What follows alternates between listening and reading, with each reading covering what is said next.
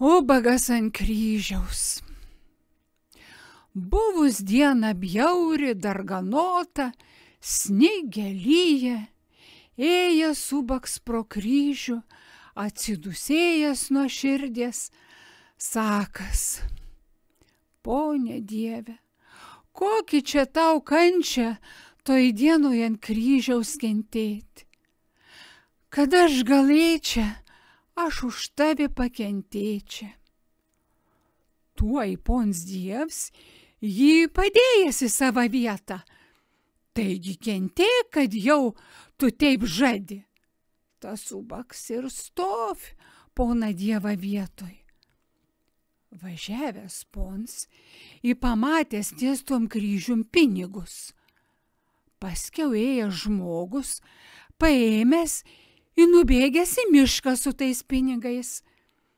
Kit žmogus vėlėjęs paskiaus, tas pons pavažiavęs, pasigedęs pinigų, atsisukęs atgal, įsutikęs tą žmogų ties tom kryžium, saka: Tu radai mano pinigus, atiduok. Tas netur, iš kur jis duos. Tas pons jį mušt. Taip primušęs.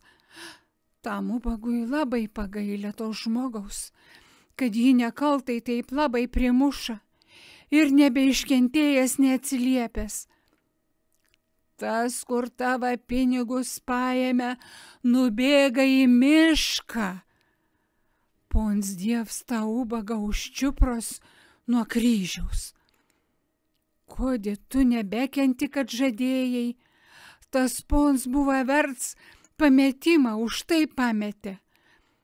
Ans buvo verts radimą, už tai rada. O tas buvo verts mušimą, už tai gava. Ir tiek, mat kas ko verts, to įgaun. O tam ubagui eik sau vėl ubagais ir gana. Šiaurės Lietuvos pasakos surinko Matas Lančiauskas, paskaitė Sofija Jonaitytė. Tupelas į naginės. Tokiu laiku, kai jau būdavo šalta, nebevaikščiom basom. Tada būdavo tokias tupelas mediniais padais, o viršus odinis, oda užkalta į mediniai padai. Dabar tai su kaliošais vaikšto, dėl to man tas kojas įskaud. Anksčiau ateidavo senelas iš Joniškio duonas parsinešt ir nė vieną nedėjuodavo, kad skaud kojas. Dabar jaunesniem kojas skaud. Tos tupelas lengvas buvo, mes buvom įpratę prie jų. Sausa medžia, daugiausiai iš beržo, o gal ir iš uosio, mes iš turgaus pirkdavom. Buvo į vyžas, į su naginėm eidavo, ką šokdavom per talką su naginėm apsiavę ir niekad nesiskūsdavom.